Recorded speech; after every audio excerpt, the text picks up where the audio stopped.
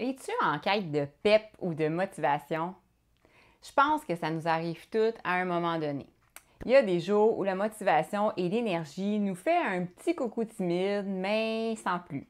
Aujourd'hui, je vais te donner 5 astuces géniales pour te mettre en mouvement, même quand tu penses que c'est impossible. Prépare-toi à retrouver une belle énergie et à accueillir une dose d'endorphine. Moi, c'est Elise, je suis naturopathe et je t'aide à optimiser ta santé et ton bien-être grâce à de saines habitudes de vie. Astuce numéro 1. Danse comme si personne te regardait.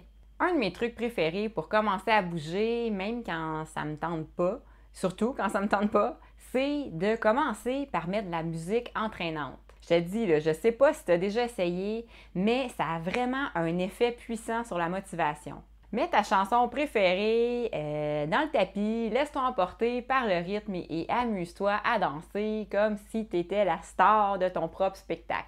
La musique, c'est un carburant incroyable pour l'énergie et la motivation.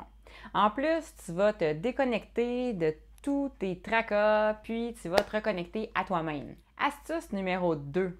Adopte les micro-entraînements. Il n'y a personne qui a dit que tu étais obligé de tout faire ton entraînement de la journée d'un seul coup. On s'entend, là, quand on est occupé ou fatigué, l'idée de faire une grosse séance d'entraînement intense, ça nous décourage pas mal. Des fois, ça donne, puis tant mieux, mais je suis pas mal sûre que c'est pas le cas à tous les jours. Fait que dans ce cas-là, je te conseille d'opter pour des micro-entraînements.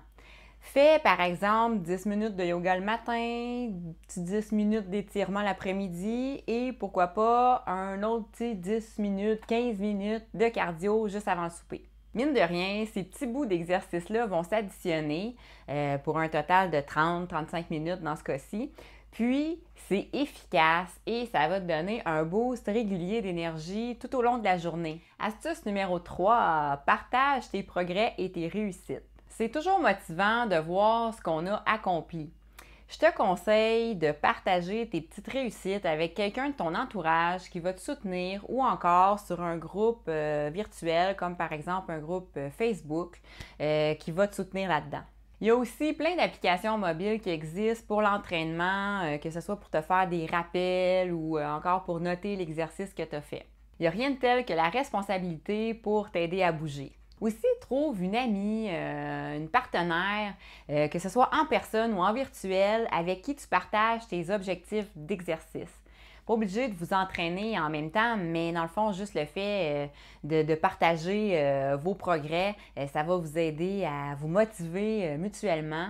Puis aussi, vous allez pouvoir célébrer vos réussites ensemble, même si c'est à distance. Parce que c'est sûr que le fait d'avoir du soutien, ça va t'aider à garder tes bonnes habitudes au niveau de l'exercice physique. Astuce numéro 4, opte pour la nature.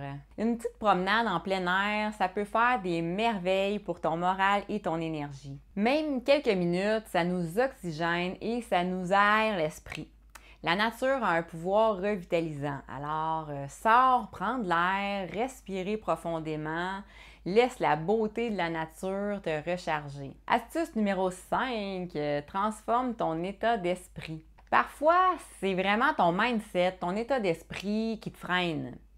Remarque les pensées négatives que tu peux avoir, puis transfère vraiment ton focus sur les bienfaits de l'exercice. Ça peut être, par exemple, la satisfaction après l'effort, l'énergie qui circule dans ton corps et le fait que chaque mouvement te rapproche de tes objectifs. Aussi, avant de commencer, mets pas la barre trop haute. Dis-toi que tu vas juste faire un petit 5 minutes d'exercice modéré, puis après tu verras. Souvent, une fois qu'on est en mouvement, c'est là que la motivation revient tranquillement, puis souvent on est capable d'en faire plus, puis même un petit peu plus intense. Puis sinon, ben ça fera toujours bien ça, puis c'est mieux que rien. Voilà, avec ces 5 astuces-là, tu devrais réussir à bouger au moins un petit peu à chaque jour.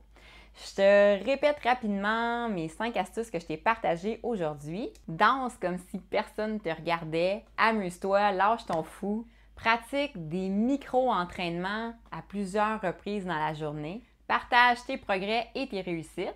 Va faire une petite promenade en plein air, profite de la beauté, de la nature pour te réénergiser. Puis transforme ton mindset, ton état d'esprit.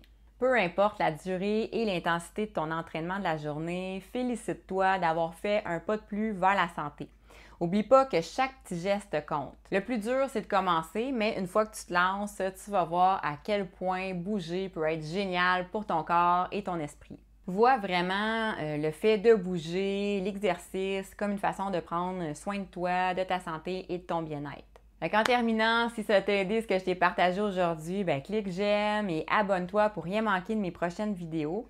Aussi, télécharge ton e-book gratuit Habitudes pour améliorer ta santé instantanément. Je te mets le lien dans la description, donc tu as juste à cliquer là-dessus pour le recevoir gratuitement par courriel. Ça me fait plaisir de t'offrir ça. Donc sur ce, prends soin de toi, passe une magnifique fin de journée, puis on se retrouve bientôt pour d'autres conseils santé et bien-être. Ciao!